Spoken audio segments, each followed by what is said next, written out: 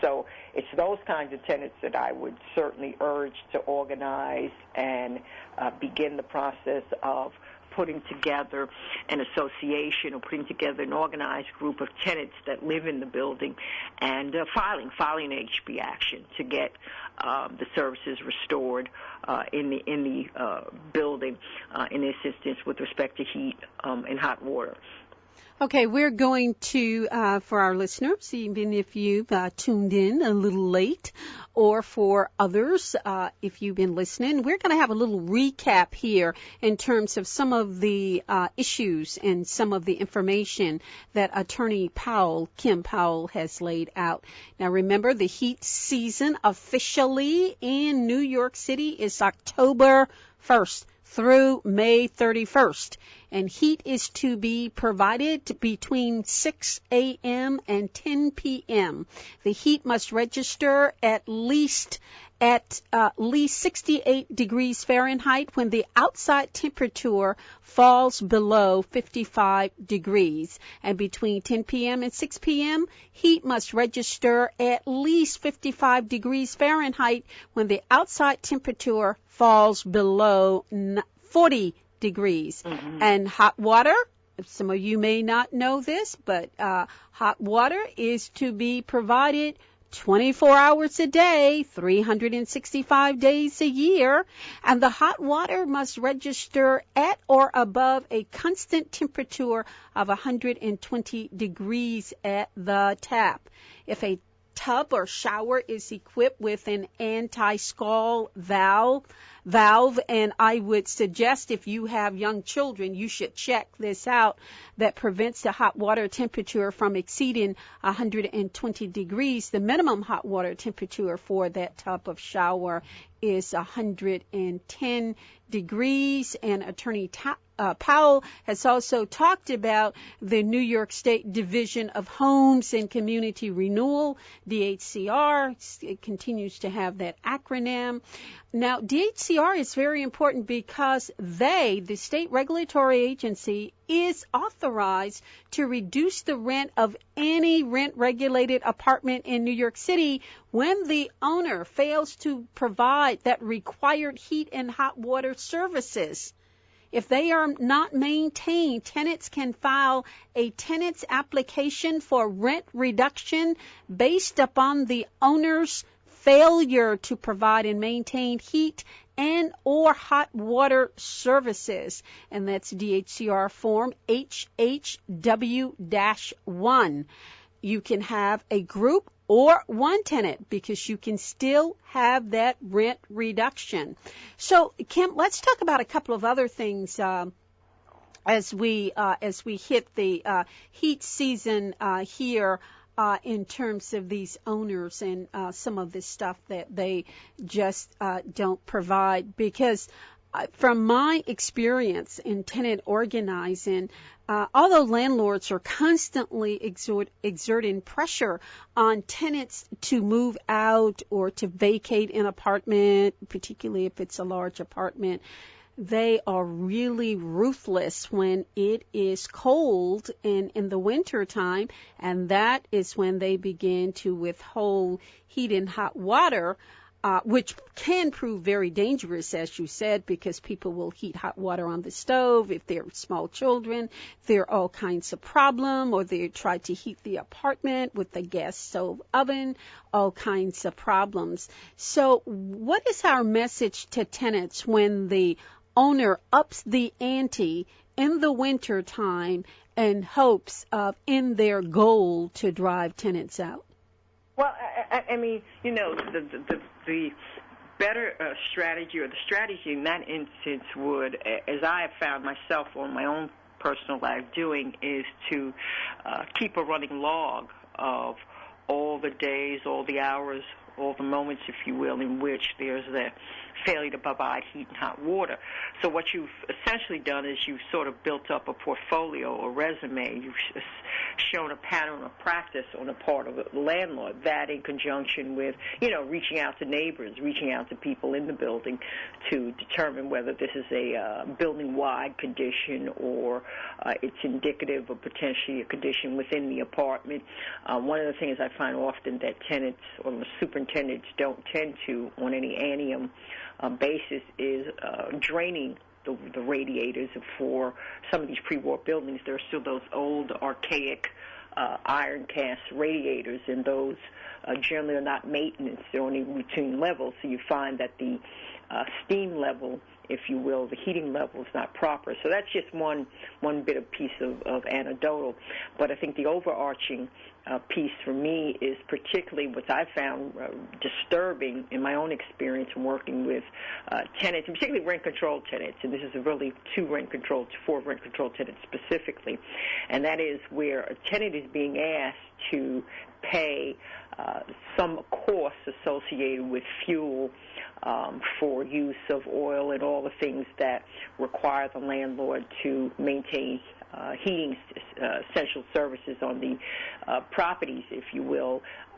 Rent-controlled tenants should be put themselves in a position to do the very thing that I suggested, which is to keep a running log of the days within which there's a failure on the owner's part to provide heat and hot water, because certainly at the end of the day, no one should face an exuberant cost associated with fuel cost adjustment amounts in the face of never having received adequate heat and hot water.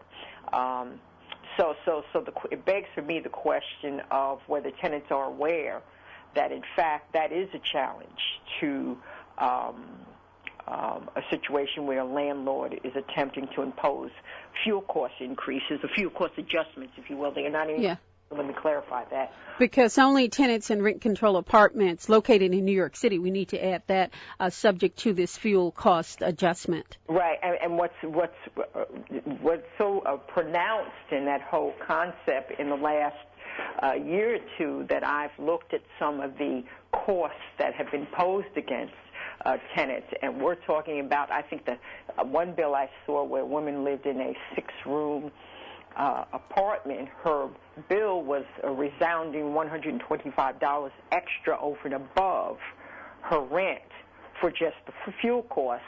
And so, again, the question in that situation is, was there sufficient heat that would warrant that type of additional cost being paid by tenants? And that's often a practice that is overlooked in the whole DHCR process, in terms of whether the landlord's asking for some amount associated with fuel costs comports with the fact that there are potential violations in the building that tenants have called in where there's a failure to provide heat and hot water. So ultimately the onus is on the tenant to make the challenge before the agency. And it's not an easy challenge to make. While I've seen instances where the heat and hot water will be provided on the heels of an inspector coming into the building who's been readily notified, or the landlord, if you will, has been notified of his presence, the heat miraculously turns itself on.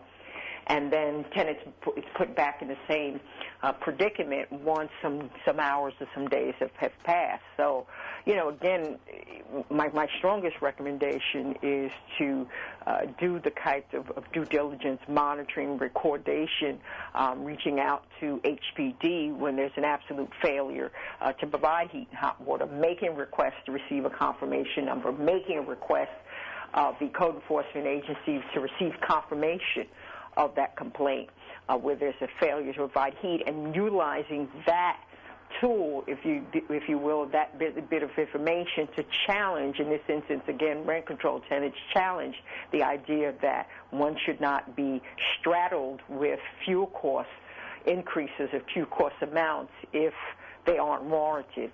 So that's, again, one approach. I think the overall arching approach is to, again, document, and take advantage. Well, that does it for us, and that does it for Inside Housing. I'm your host and producer, Nella Hester Bailey, here in the studios with Hydra Worley, our board operator. Many thanks to our guests today, Attorney Kim Powell, Attorney Roger Wareham, and community activist Carl Dix of Stop, and Frisks. Thank you so much for listening. We'll be back here on Monday, right here on WHCR Radio, the voice of Harlem Radio. And remember, we can all do something. We can all do something. We can all make a difference. Make a phone call. Go to a rally. Go to a meeting. Support these various struggles in your neighborhood, the campaigns. We'll be back here next Monday. Thank you so much for listening, and stay tuned for Radio Technicolor. All right, thank you. Bye-bye. With so much joy.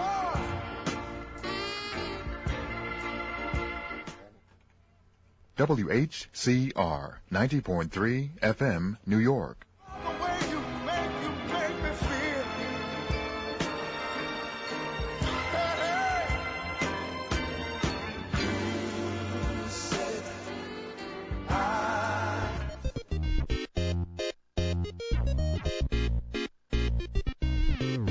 Listening to Technicolor on WHCR 90.3 FM, the voice of Harlem.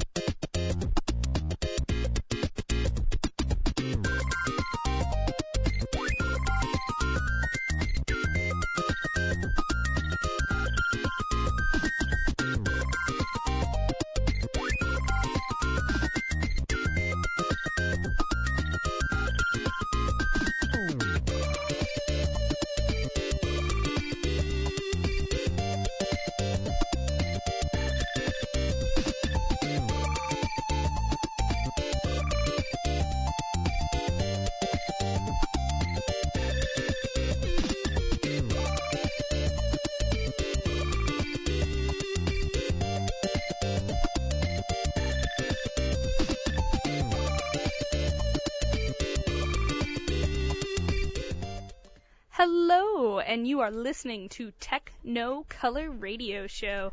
You can find us online at whcr.org, where you can listen to us live, or you can read the show notes that came up from last week and the week before if you go to technicolorshow.com.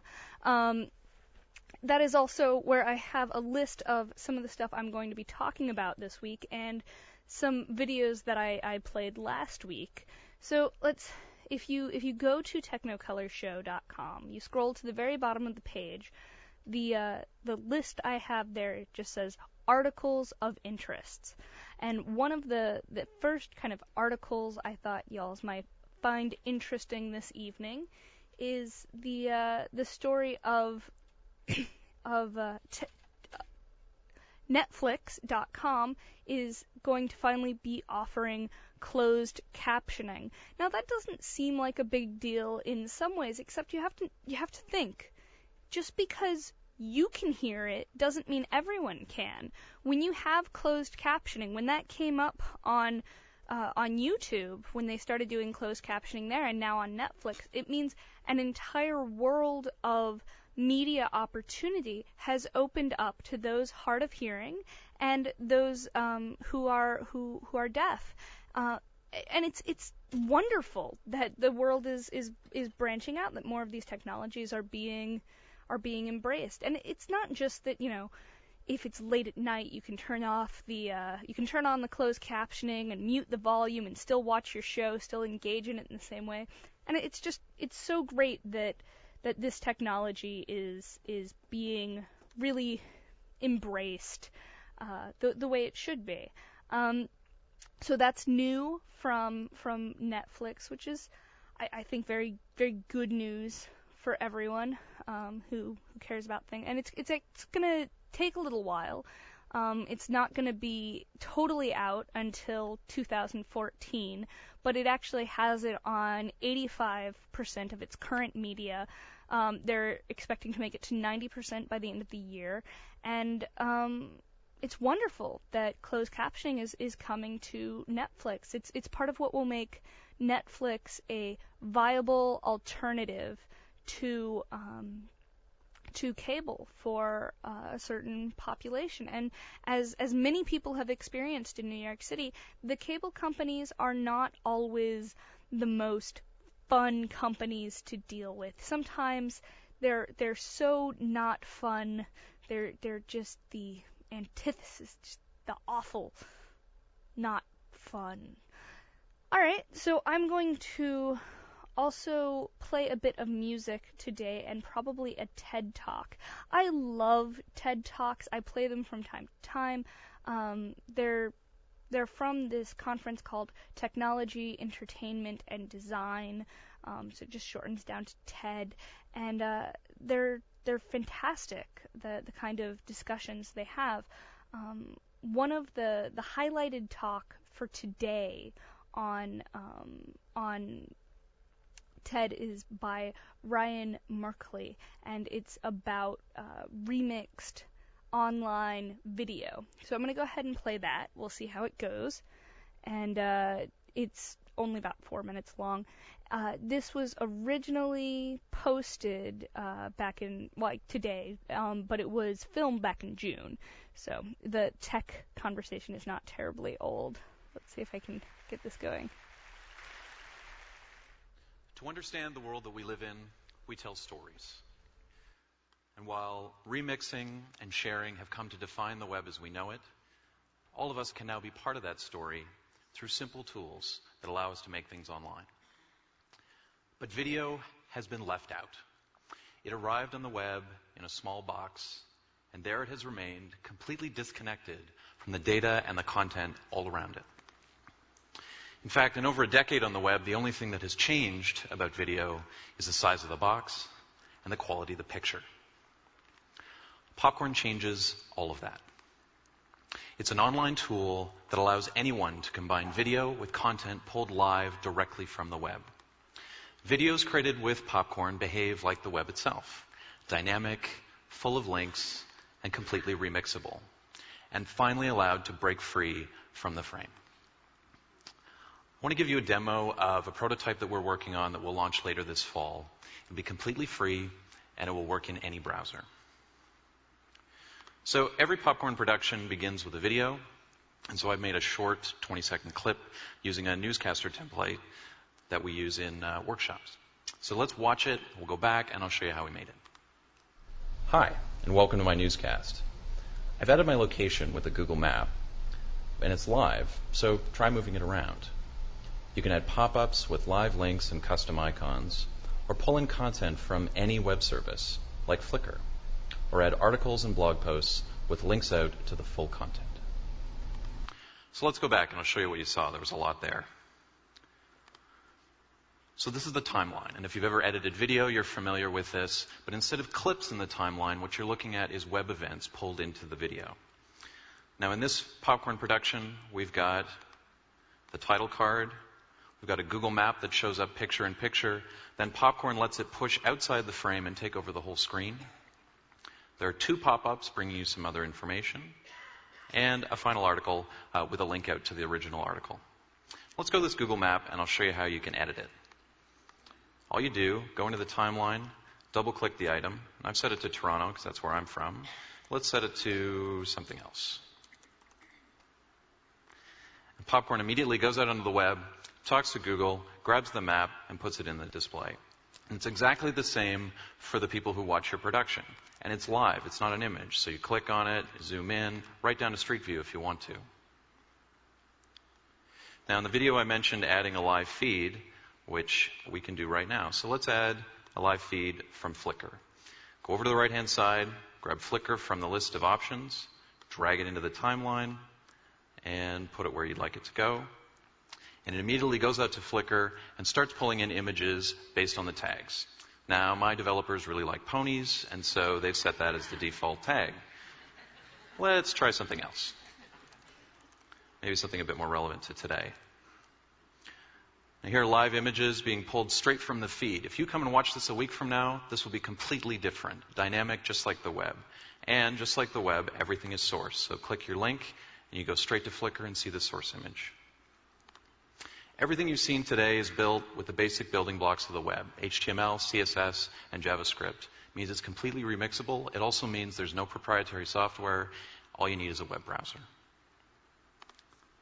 So imagine if every video that we watched on the web worked like the web, completely remixable, linked to its source content, and interactive for everyone who views it.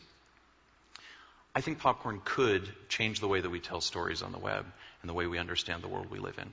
Thank you.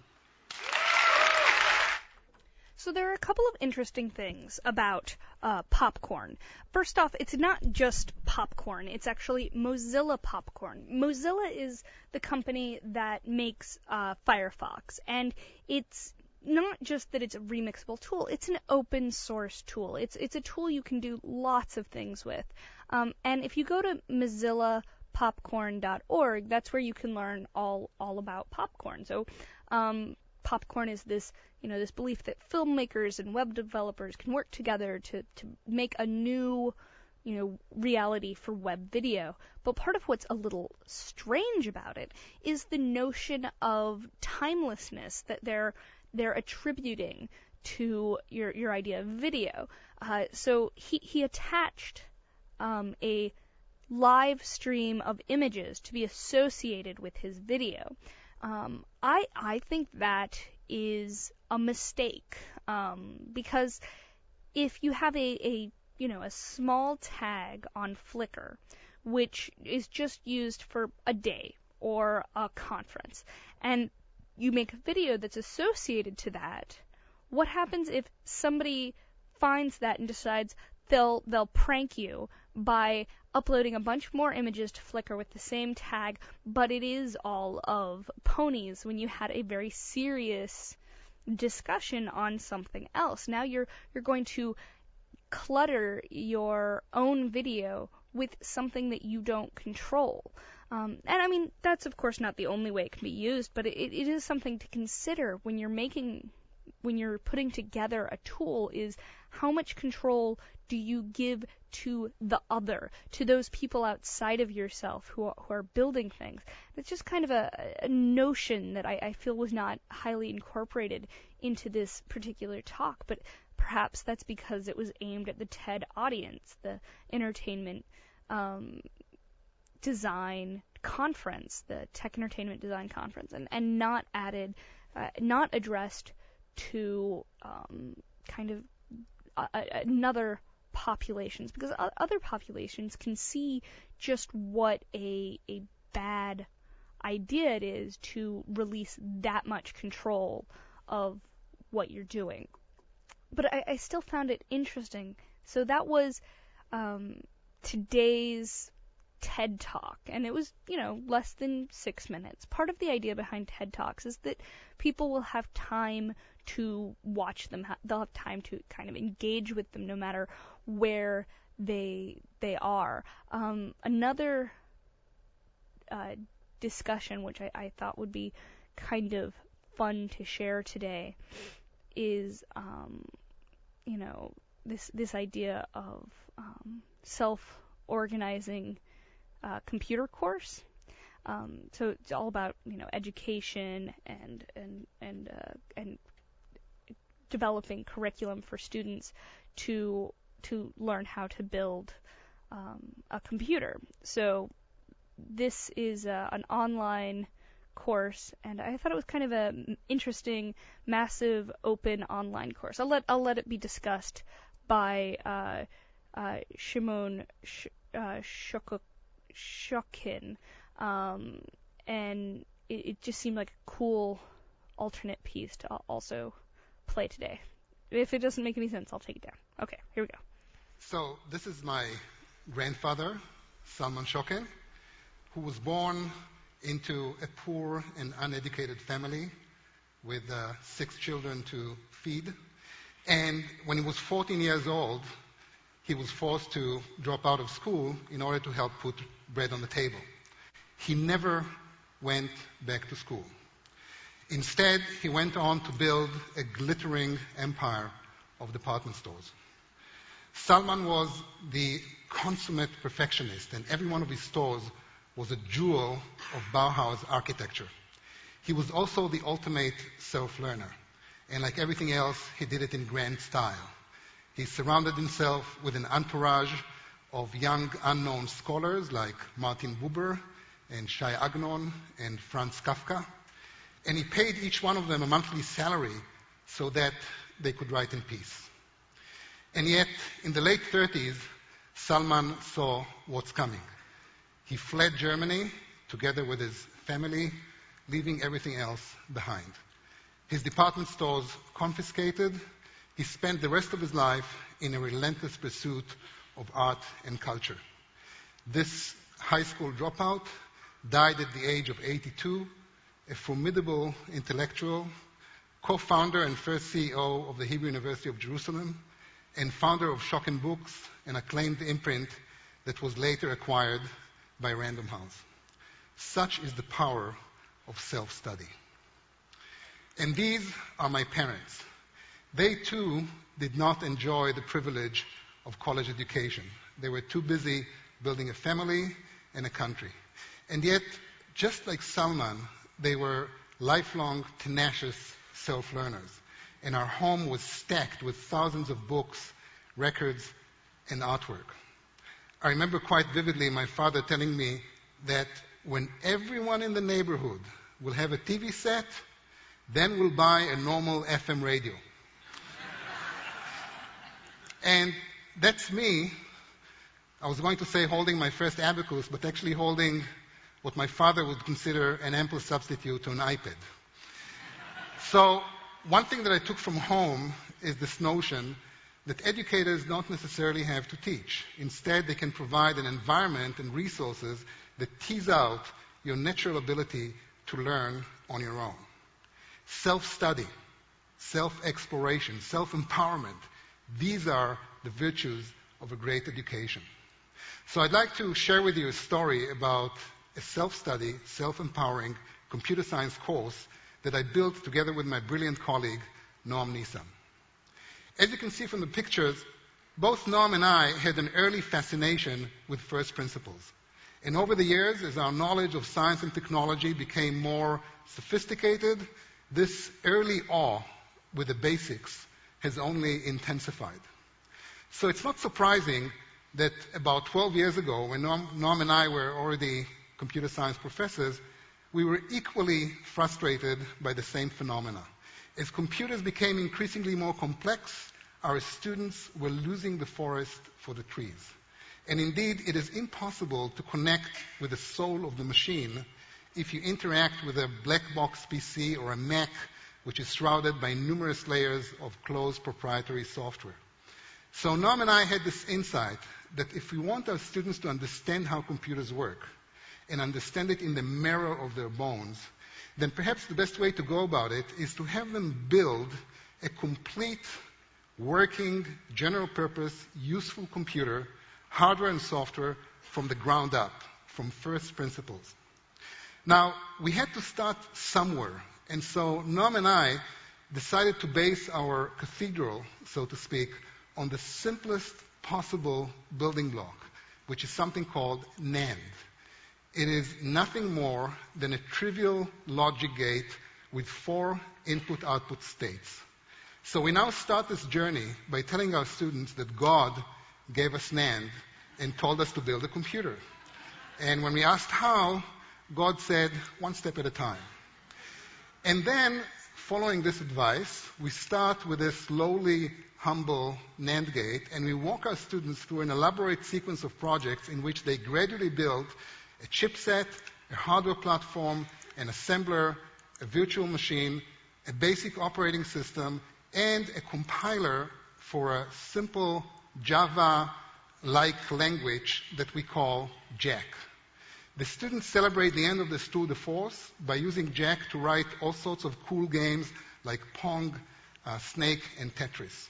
You can imagine the tremendous joy of playing with a Tetris game that you wrote in GEEK and then compiled into machine language in a compiler that you wrote also, and then seeing the result running on a machine that you built, starting with nothing more than a few thousand NAND gates. It's a tremendous personal triumph of going from first principles all the way to a fantastically complex and useful system. Norm and I worked 5 years to facilitate this ascent and to create the tools and infrastructure that will enable students to build it in 1 semester. And this is the great team that helped us make it happen. The trick was to decompose the computer's construction into numerous standalone modules, each of which could be individually specified, built, and unit tested in isolation from the rest of the project. And from day one, Norm and I decided to put all these building blocks freely available in open source on the web. So chip specifications, APIs, project descriptions, software tools, hardware simulators, CPU emulator, stacks of hundreds of slides, lectures. We laid out everything on the web and invited the world to come over, take whatever they need, and do whatever they want with it. And then something fascinating happened. The world came. And in short order, thousands of people were building our machine. And NAND to Tetris became one of the first massive open online courses, although 7 years ago we had no idea that what we were doing is called MOOCs. We just observed how self-organized courses were kind of spontaneously spawning out of our materials. For example, Pramod CE, an engineer from Kerala, India, has organized groups of self-learners who build our computer under his good guidance. And Parag Shah, another engineer from Mumbai, has unbundled our projects into smaller, more manageable bytes that he now serves in his pioneering do-it-yourself computer science program. The people who are attracted to these courses typically have a hacker mentality. They want to figure out how things work, and they want to do it in groups, like this Hackers Club in Washington, D.C., that uses our materials to offer community courses.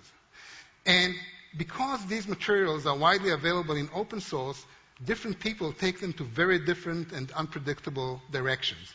For example, Yu Feng Min from Guangzhou has used FPGA technology to build our computer and show others how to do the same using a video clip. And Ben Craddock developed a very nice computer game that unfolds inside our CPU architecture, which is quite a complex 3D maze that Ben developed using a Minecraft 3D simulator engine. The Minecraft community went bananas over this project, and Ben became an instant media celebrity. And indeed, for quite a few people, taking this NAND to Tetris pilgrimage, if you will, has turned into a life-changing experience. For example, take Dan Rounds, who is a music and math major from East Lansing, Michigan. A few weeks ago, Dan posted a victorious post in our website, and I'd like to read it to you. So here's what Dan said. I did the coursework because understanding computers is important to me, just like literacy and numeracy. And I made it through. I never worked harder on anything, never been challenged to this degree. But given what I now feel capable of doing, I would certainly do it again. To anyone considering NAND to Tetris, it's a tough journey, but you'll be profoundly changed. So Dan demonstrates the many self-learners who take this course off the web on their own traction, on their own initiative, and it's quite amazing because these people cannot care less about grades. They are doing it because of one motivation only. They have a tremendous passion to learn. And with that in mind, I'd like to say a few words about traditional college grading. I'm sick of it. We're obsessed with grades because we're obsessed with data. And yet grading takes away all the fun from failing. And a huge part of education is about failing. Courage, according to Churchill, is the ability to go from one defeat to another without losing enthusiasm. And Orwell said that mistakes are the portals of discovery. And yet we don't tolerate mistakes, and we worship grades. So we collect your B pluses and your A minuses, and we aggregate them into a number like 3.4, which is stamped on your forehead and sums up who you are. Well, in my opinion, we went too far with this nonsense, and grading became degrading. So with that, I'd like to say a few words about upgrading and share with you a glimpse for my current project, which is different from the previous one, but it shares exactly the same characteristics of self-learning, learning by doing, self-exploration, and community building. And this project deals with K-12 math education, beginning with early age math. And we do it on tablets because we believe that math, like anything else, should be taught hands-on. So here's what we do. Basically, we developed numerous mobile apps, every one of them explaining a particular concept in math. So for example, let's take area. When you deal with a concept like area, we also provide a set of tools that the child is invited to experiment with in order to learn. So if area is what interests us, then one thing which is natural to do is to tile the area of this particular shape and simply count how many tiles it takes to cover it completely. And this little exercise here gives you a first sort of good insight of the notion of area. Moving along, what about the area of this figure? Well, if you try to tile it, it doesn't work too well, does it? So instead, you can experiment with these different tools here by some process of guided trial and error. And at some point, you will discover that one thing that you can do among several legitimate transformations is the following one. You can cut the figure, you can rearrange the parts, you can glue them, and then proceed to tile just like we did before.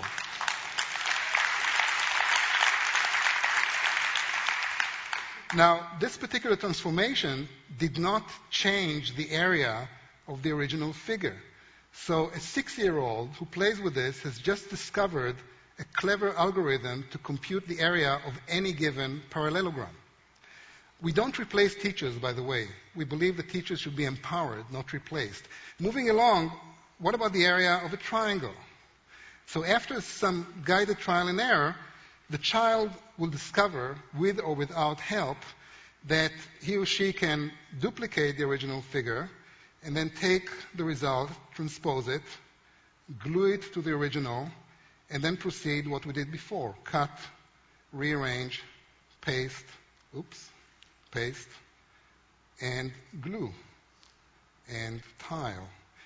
Now, this transformation has doubled the area of the original figure, and therefore we have just learned that the area of the triangle equals the area of this rectangle divided by 2. But we discovered it by self-exploration. So, in addition to learning some useful geometry, the child has been exposed to some pretty sophisticated science strategies, like reduction, which is the art of transforming a complex problem into a simple one, or generalization, which is at the heart of any scientific discipline, or the fact that some properties are invariant under some transformations. And all this is something that a very young child can pick up using such mobile apps. So presently, we are doing the following. First of all, we are decomposing the K-12 math curriculum into numerous such apps. And because we cannot do it on our own, we've developed a very fancy authoring tool that any author, any parent, or actually anyone who has interest in math education can use this authoring tool to develop similar apps on tablets without programming. And finally, we're putting together an adaptive ecosystem that will match different learners with different apps according to their evolving learning style. The driving force behind this project is my colleague, Shmulik London. And you see, just like Salman did about 90 years ago, the trick is to surround yourself with brilliant people. Because at the end, it's all about people. And a few years ago, I was walking in Tel Aviv and I saw this graffiti on a wall, and I found it so compelling that by now I preach it to my students. And I'd like to try to preach it to you. Now, I don't know how many people here are familiar with the term mensch. It basically means to be human and to do the right thing. And with that, what this graffiti says is high-tech, schmai-tech. The most important thing is to be a mensch.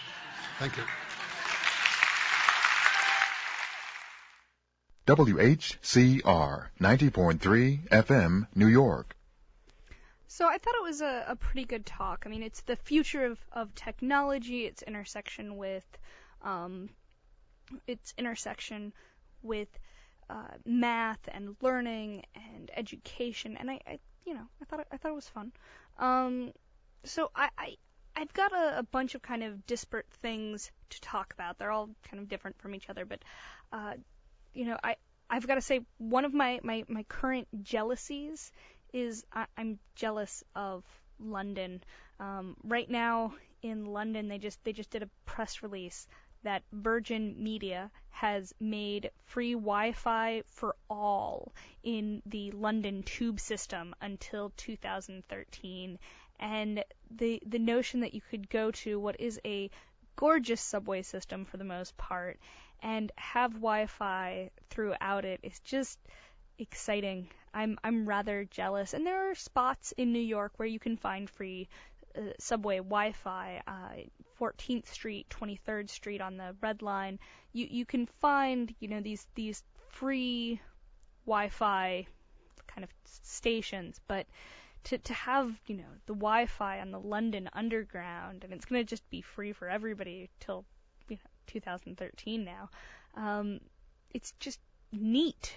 The Wi-Fi service has delivered some 1 million tweets, Facebook posts, emails, web pages in its busiest 24 hours, and it's going to remain free for the whole year. There have been over 500,000 people online underground with the various stations that they have connected, like Waterloo, Victoria, King's Cross, Oxford Circus.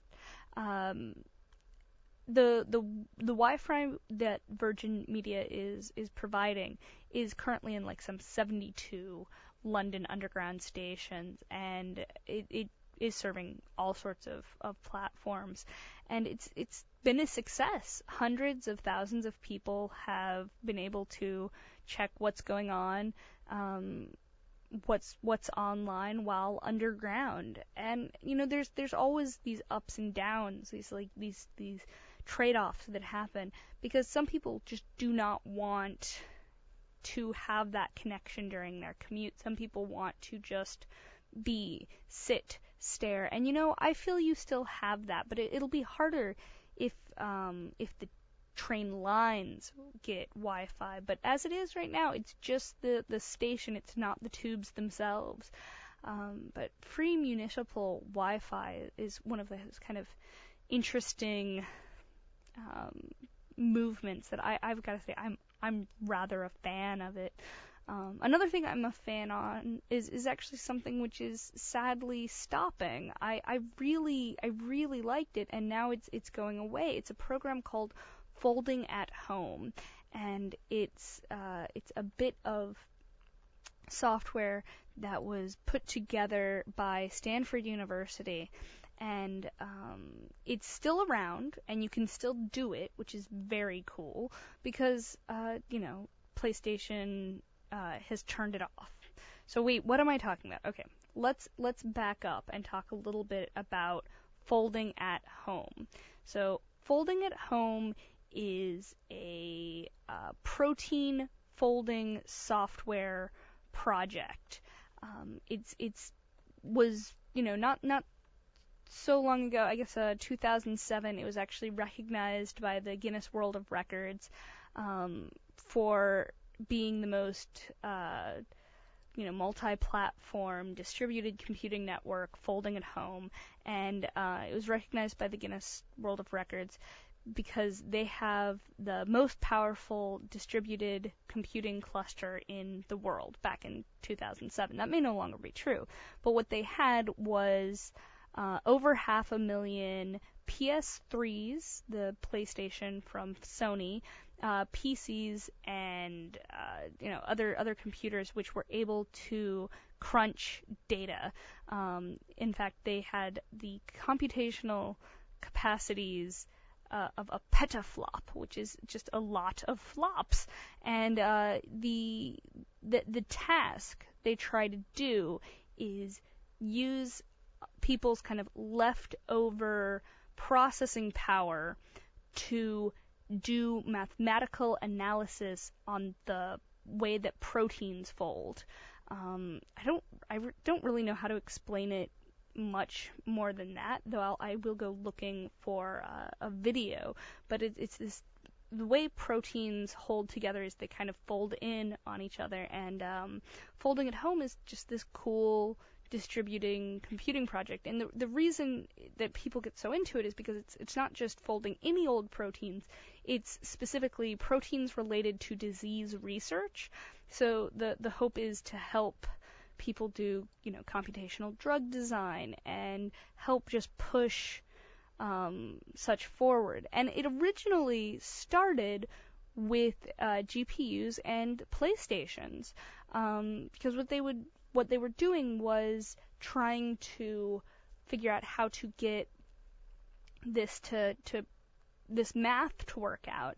And PlayStations were unique in the fact that the way that the images come up on the screen is they're all vector technologies, meaning that it's this very complicated math that makes the images and video in PS3 games look really good. And it's because instead of having a graphic processing unit and a computer processing unit, they had one on the same die, so it could made it much faster to do analysis with. And it's now been announced by Sony that the PlayStation 3's latest update will retire the folding at home project. So alongside the PlayStation 3's 4.3 update,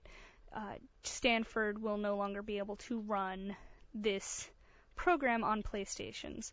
And it started back in 2007, so it's had a long run, and it's a shame to see it go, because PlayStation 3 users who had installed this were actually the second greatest contribution after folks who've just installed it on their Windows boxes. And it is really cool that they did it for so long. But Sony's notion is that, while the PS3 system was the game changer for folding at home, it was very helpful. But now they're putting it away. They're not going to let it happen anymore. There will be no more donations of computational hours. There's actually more than 10 million, and now that's going away. They're no longer going to be fighting Parkinson's and Alzheimer's and the various cancers. But it had a good run. As Vijay Pade at Folding at Home Research, they said, the PS3 system was a game changer for folding at home. It opened the doors for new methods and new processors, leading the way to use of GPUs, that's graphic processing unit, and that there were a lot of successes. And there's actually a paper published in the Journal of Medicinal Chemistry, and they, over at Stanford, published predictions from folding at home simulators and how these predictions led to new strategies to fight Alzheimer's. And the next step for Stanford is to take this compound and push it towards a viable drug. So people who turned their games to actually help other people did. They helped push science forward, and that's just one of those kind of beautiful stories. So it's farewell, but thank you for all your help, all you PlayStation folks who were running folding at home. And if you're still into it, go ahead and install it on your other devices. Put it on your Windows machine. So speaking of gaming, there's a very cool new gaming case which came out for the iPhone 4 and the iPhone 4S, and it's a case called the Canopy's Census. And there's a lot of different ways that people will choose to protect their phones, but the Canopy Census has been billed as protection with a purpose. So it's not just a case you put over your phone. It goes a step further, and it makes the entire outside of the surface of your phone become a touch surface. So the sensors on the case recognize 10 touch responses, including controls on the side and the back of the device. So it's this weird, unique touch input thing that you can put onto the iPhone, but it's kind of a question of how is it going to work? How many people are going to put together games that work with this one case? The case is pretty low cost as far as a touch device for a iPhone thing would cost, so it's not outrageous, but it's certainly not that cheap. But it is an interesting case, and I love the direction it's going in, because more touch sensors, the better. The more I'm able to interact with games I'm playing, the happier I am gonna be. Speaking of happiness and New York City, I was wandering around in Chelsea this weekend looking at various arty things and feeling very highbrow when I walked past the Tesla car company window over on 25th Street near 11th Ave, and it just today I saw this post that Tesla has gotten a $10 million grant from California to help put the Model X into production. So the notion is that the Tesla is an electric car, and when it first came out, it came out in Silicon Valley, and instead of just being like, we've made this affordable, cute car, check it out, they instead made a hot rod of a car, this incredibly expensive, six-figure plus car that looked like a sports car, had all of the luxuries, and was just really fancy. And that's kind of how they broke onto the market. But now the Tesla has started putting together the Model X, which is this electric SUV. And according to Forbes, the Tesla will match California's gesture with $50 million of its own to ramp up the production of its Fremont plant and to get the machinery and components to build more Model X Tesla cars. But there's still a lot of time until it's actually going to be, until electric cars are going to be adopted by the masses. But it is very cool to see what's coming out, what's pushing towards the future of electric cars, and seeing it here in the city. It was just a slick looking car. They had it plugged into the wall. It was charging. I believe you can get a test drive if you set up an appointment and that sort of thing.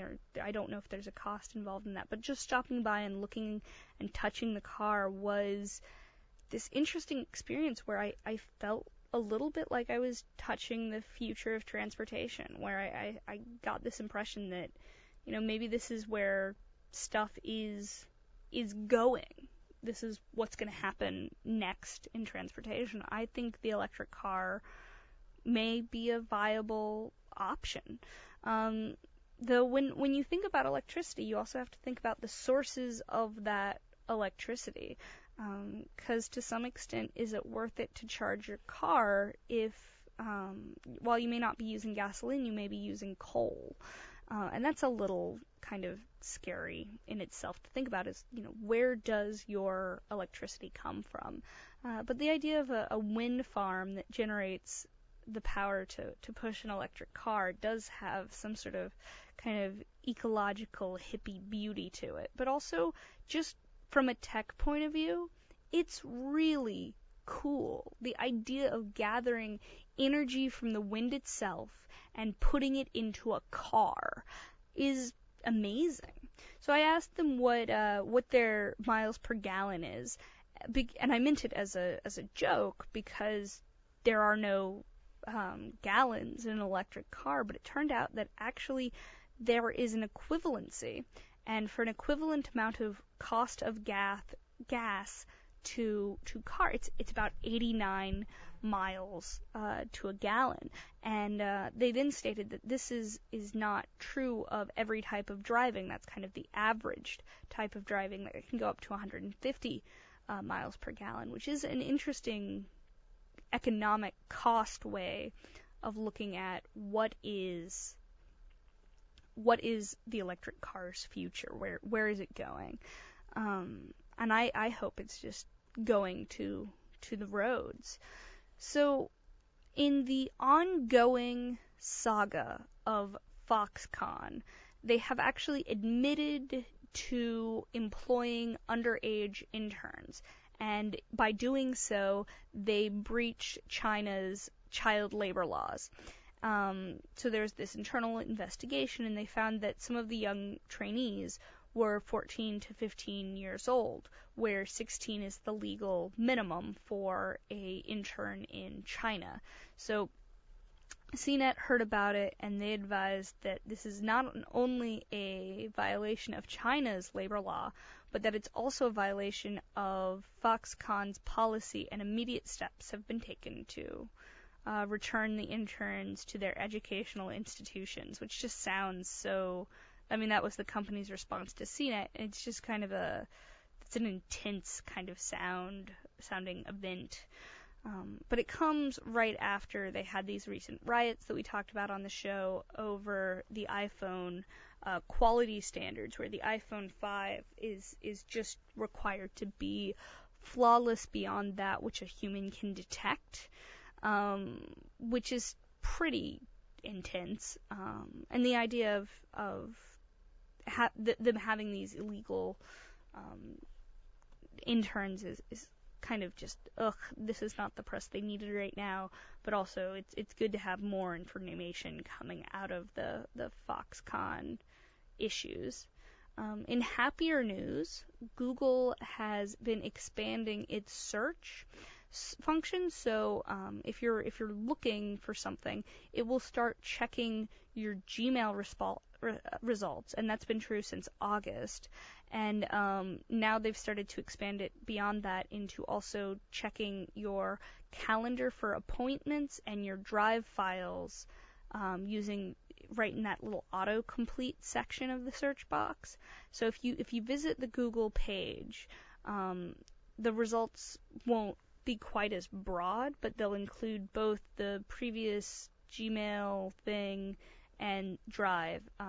But right to the side, you can find any individual English literate Google fan can now join this new trial and get early access to find out, what's going on when they search their own thing. So it doesn't just search the internet, but it searches their private troves of information. It searches your calendar, your Drive. But there's something kind of irksome about how far Google's integrating itself into its own reality. I must admit, if somebody sat down at my computer, started typing in a Google search, and it pulled up my mail, it would be very irksome that they would end up in such a space. But that's part of what the discussion of what are your online identities, and the idea that you may want to have a work-only email address. So if you're logged in to Gmail at work, that only work-appropriate things will pop up in those search results. Another option is to, before anyone sits down at your computer, log out. Just don't let them into your Gmail. People keep so much more than they realize in their email. It's important to also, just as the basic reminder, whenever you leave a place, log out of the things you log into. If you're using a public computer, log out of your email, log out of your Facebook, because if you don't, people will prank you. They will post things, or they might steal your identity. You don't know, and it's something that you should be aware of is, did you log out? One cool way you can check that with at least Gmail is when you're logged in to Gmail, if you scroll all the way to the bottom of the page, under all of your messages, in the bottom right-hand corner, it says Last Account Activity. And right now, I have last account activity 13 minutes ago, and if I click on Details, it will have an option to sign out all other sessions. So right now it says this account doesn't seem to be open in any other locations. However, there may be sessions that have not been signed out. You can click it, it'll sign out your other locations. But by looking at this, you can actually see where and at what time you have been logged in at other places. It can tell you what IP address you were coming from. Was it browser? Was it mobile? And you can actually see what these previous sessions, when they took place and how long they lasted. So I got on using a browser at 7:07 at the beginning of this show, and that was 44 minutes ago. Before that, I was on at a different computer, and I got off at 7, and I had been on for an hour. And it's just really kind of cool to be able to track that information about your own habits, but also to just be able to check it. Another cool thing Google is doing is on YouTube, it's letting campaigns done by nonprofits put on information about their, goal of views, to see if they can get people to watch nonprofit video campaigns. So one notion is Google is making it so that anytime through a YouTube campaign initiative, the strategy is on video overlays. So they just put a little thing over it, and it can show viewers the progress meter for the campaign, as well as links to go and learn and share about what you're doing. So the idea is that charities and organizations will be able to get more donations and YouTube views, while the general public are reminded that, just because you're looking at a video, there's more to it than that. You can find out, how are they being supported, and how you can support them. And speaking of support, you should support WHCR. You're listening to it right now, and if you go to WHCR.org, you can make a pledge or purchase some tickets to stuff, and you can find that right on the homepage. when you go to make your pledge to WHCR, because we are awesome and you want to support us, you say, who told you to support it? And it was Technocolor Show right now that told you to go to WHCR.org and make a pledge to support your community, your Harlem community radio. And we have the analytics. We know that you are not all in Harlem, and you should still support us because we have become your digital community. And, that's just one of those kind of wonderful things about the internet. You can listen to WHCR online at WHCR.org. You can watch the video feed, and you can always tune in at 90.3 FM New York. So I was talking a bit about Google.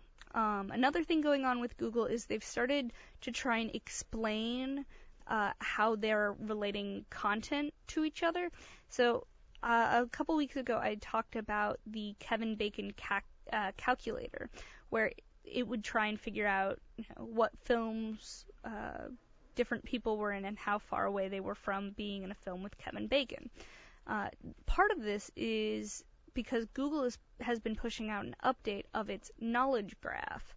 So the knowledge graph is trying to relate items to other similar items. So they started off with actors and celebrities and linking to any movies and TV shows they were in. But now it's, if you look for Orson Welles, you'll see that there's a Rita Hayworth portrait that reminds you that, two luminaries were actually married for years. And Google is trying to incorporate this style of knowledge into its own search. So simultaneously as they are trying to expand their search, so when you search, you don't just get the web, you also get your own content in your Google Drive, which used to be Google Docs, in your Google Calendar. It's also starting to clue into this Google knowledge graph. Other kind of exciting Google news is I love Google Glasses. I love the idea of being able to walk around with glasses that take video, that can do facial recognition, that can really, what I want it to do is to look at someone, recognize their face, give me their name, when we last talked, and if it's their birthday. Also helpful stuff like if they're allergic to peanut butter, so I won't offer them a peanut butter cookie for their birthday because then I would kill them and that would be very sad. And I think Google Glasses could help me not have to remember important facts about other people and just rely completely on a piece of technology which could be used to control my every action. But now they have patented the left-eyed Google Glasses. For a long time, they just patented for the right eye, but now the left eye is also becoming available, which is pretty cool. Speaking of other kind of physical devices that are rather cool, iTwin Secure Box has started adding hardware encryption to your Dropbox account. So what does that mean? It means that Dropbox, which I enjoy immensely but do not pay for, I use the free services of Dropbox. I use it like just a place to save files and share files that are too big to put into attachments. I use it to access drag and drop files anywhere. Well, iTwin has now set it up so you can actually encrypt your files, and you'll have to use a USB key to be able to get them. So you take all of your files and you drop them into this encryption things before uploading them. And then to view them, you need half of the iTwin and its encryption key to be able to view the contents. So it's this interesting program where you're starting to actually have to carry a physical object to get into a digital landscape. Similarly to the authorization authorities tools being offered as a second validator from Google, which is kind of a cool app I have on my phone, and before I can log into something I have to make sure I have the right 6-digit number to share with everyone. So if you're interested in any of the stuff I talked about, you can find out more about it at www.technicolorshow.com. There are show notes and links to the video for Monday, October 22nd, 2012. And everybody have a great week. I hope you've enjoyed your Monday and you've enjoyed this conversation all about tech. We will be back next week to talk more technology, more culture, what's going on in the virtual environments that we all frequent. That's it for this week. WHCR 90.3 FM, New York. With today's unpredictable economy,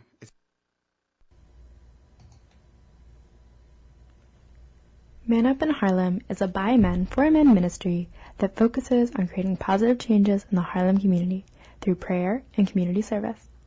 The group hosts a men's empowerment hour every Wednesday at 7 p.m.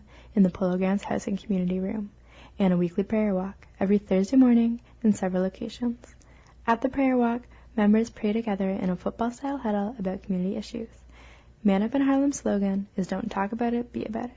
If you'd like to join a prayer walk, meet at 6 a.m. at the 155th subway station for the Polo Grounds House Walk, or at the Dunkin' Donuts at 126 in Amsterdam for the Grand House Walk. For more information, please check out www.manupharlem.org.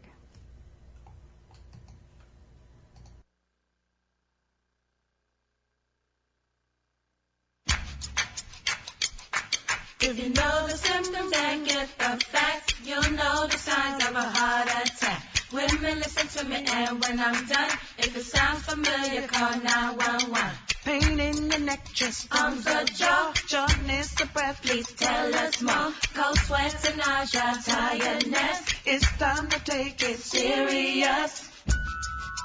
Back pain, stomach pain, shortness of breath, cold sweats, nausea, dizziness. If you know the symptoms and heed the signs, you'll be around for a long, long time. Women, listen to me, and when I'm done, if any sound familiar, call 911. Learn a song that can save your life. Get a free download at womenshealth.gov/heart attack. Women, listen to me, and when I'm done, if any sound familiar, call 911. If any sound familiar, call 911. A message from the U.S. Department of Health and Human Services. 911. Veterans have difficulty transitioning their military skills into civilian jobs. In New York City, an estimated 17,300 veterans are unemployed. Are you a veteran in desperate need of help? Do you want to take